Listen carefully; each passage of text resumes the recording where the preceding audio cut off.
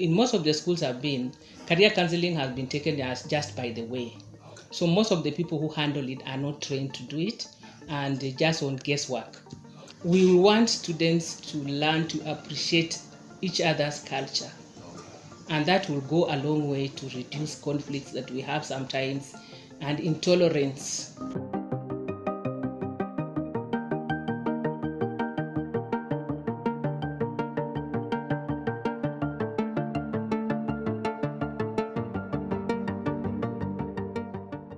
My name is Rose Nafula Njoroge, a teacher by profession.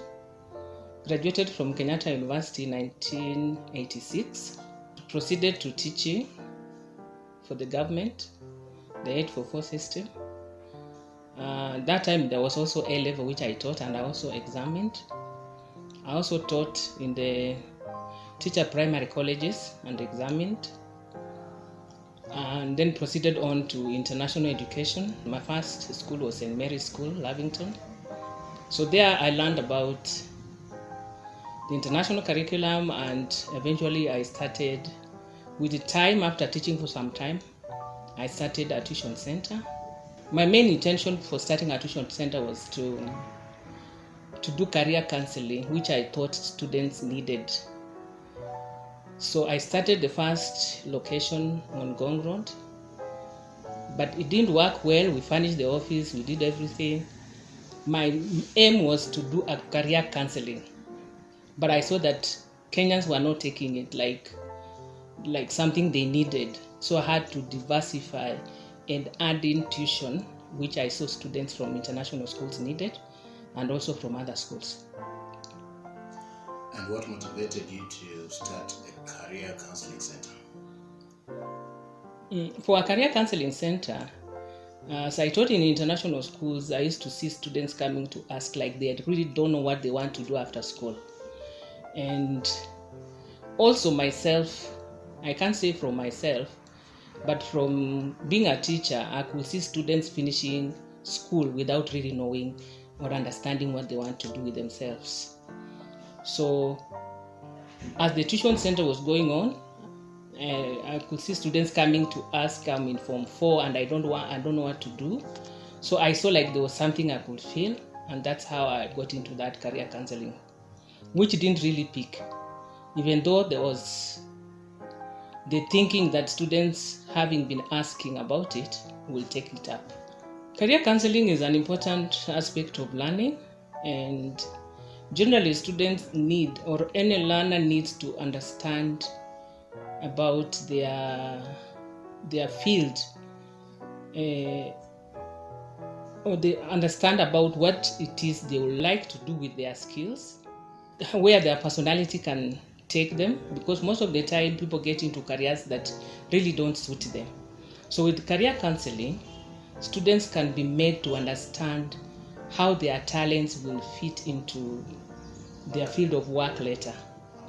Yes. And the students embraced career counseling. What do parents say about that? Parents are buying into the idea that career counseling is important because they see that when their children finish school, most of the time they don't know what it is they want to do. So most of this has been picked up in international schools, and even with the local schools and career fairs that they hold. I think there is that understanding now that career counseling is important, and both local and international schools are picking it. But this is more in international schools. So what has been the experience running a center, an education center? Oh, it has been great. I've seen that I've impacted students who may not be fitting in a big or a big school whereby the ratio of student to teacher is high. So here we deal with the students, we address personal needs of every student at their pace.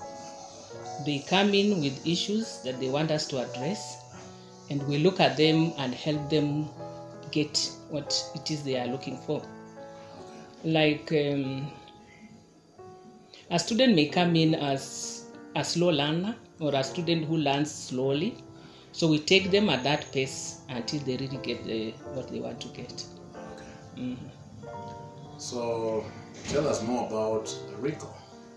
Yeah, for Rico, we are proud of Rico because we see that since we started, we have expanded.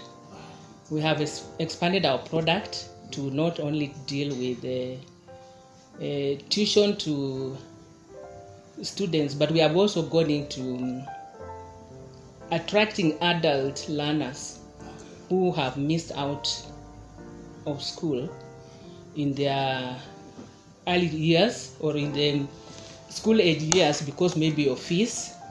Those who dropped out of school because of fees, because of pregnancies, because of many reasons. So now we offer that, and we have attracted quite a bit. Rico has also gone ahead now to be established as a small school, a small full day school, where students come, they learn, and they do private exams. And even parents who are on transit, instead of going to a school for a term or 2-3 months, they come here, they learn as they move. The student will be moving with the skills that they need to their next location. Because we are dealing mainly with international education, and that fits in well with those who are moving out. We are also gone ahead to do translations. We have students who are coming from French speaking and they want to fit into the local English speaking schools. They have a stopover here. We teach them the language they are asking for before they are integrated into bigger schools. Yeah, we also have those even who are going to university. We have students especially from West Africa. We have some from Gabon. We have from Gambia. We have from Zimbabwe.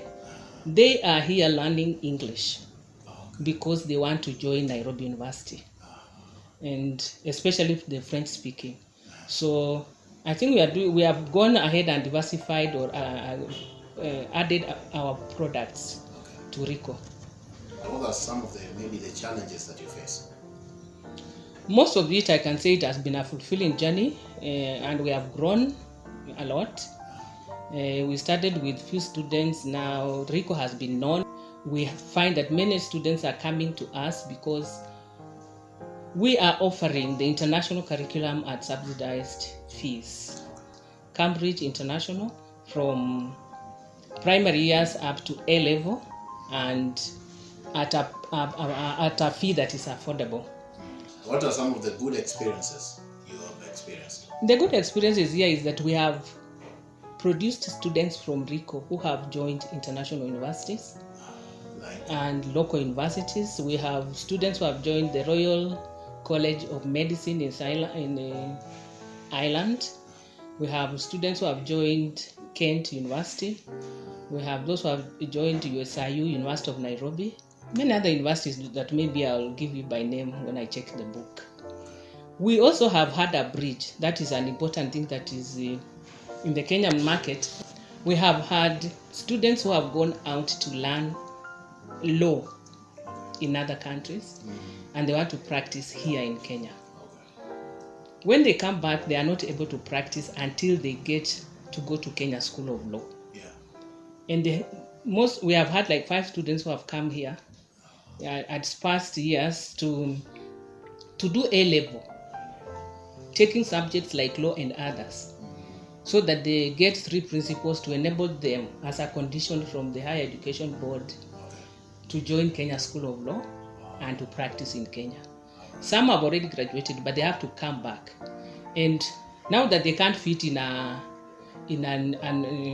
big school, they come here because we teach them just maybe one subject, and then they proceed on to university, and then to Kenya School of Law. So we are doing that bridge that they can come here even as adults, as old as 40 plus, to learn. And also Rico has attracted old students coming in to learn. Like now we have like 5 students who are in their 40s. They didn't learn during those years, and they have come back to learn at those years to go to university or proceed on with their education. Yeah. And as an educationist, what would you say about the education system in Kenya, and maybe some of the things you may want to be integrated in the Kenyan education? Yes, like when So many things, but one thing that I'll point out is career counseling is an important thing that should be incorporated into the curriculum, and they have trained teachers to handle that docket, because in most of the schools I've been, career counseling has been taken as just by the way. So most of the people who handle it are not trained to do it, and they just on guesswork. So if we had well-trained teachers to handle career counseling in school, that will go a long way to improve on the academics and also to direct students on their careers in the future. Something else also, students today we have become a multicultural community. We want students to learn to appreciate each other's culture, and that will go a long way to reduce conflicts that we have sometimes, and intolerance of students against each other. Like, we like students to appreciate each other's culture, and by that will reduce the little conflicts and misunderstanding amongst communities, especially in Kenya. Like, something else I was forgetting, that one will go back. Rico Center has now attracted a lot of Sudanese learners. They are coming in to learn the Kenyan curriculum, and we also have those who are coming with their own curriculum, the South Sudanese curriculum, which we offer here, and then they go back home to do exams. So I think we are now expanding our product, and whichever area in education that we can touch, if we are asked and we are able to do it, we are doing it. Yeah. Finally, what are maybe the future plans for Rico? Rico's future plans. Rico is very ambitious. For now, we are thinking about establishing a full-fledged, affordable international learning center. Wow. We are thinking about creating a learning center where parents who will wish to take their students to international schools and they can't afford it, they're very expensive. Yeah. We are thinking of becoming the bridge, or the stopping point for most of this. And we are doing this also to incorporate the secular learning curriculums, which is the international curriculum and CBC, but mainly the international, integrating it with Islamic studies. We have seen that we have parents who come here bringing their students, and they are thinking about especially integration with Islamic learning. So we are thinking of establishing a school which will cater for the secular, which is mainly international, and Islamic studies to go hand in hand.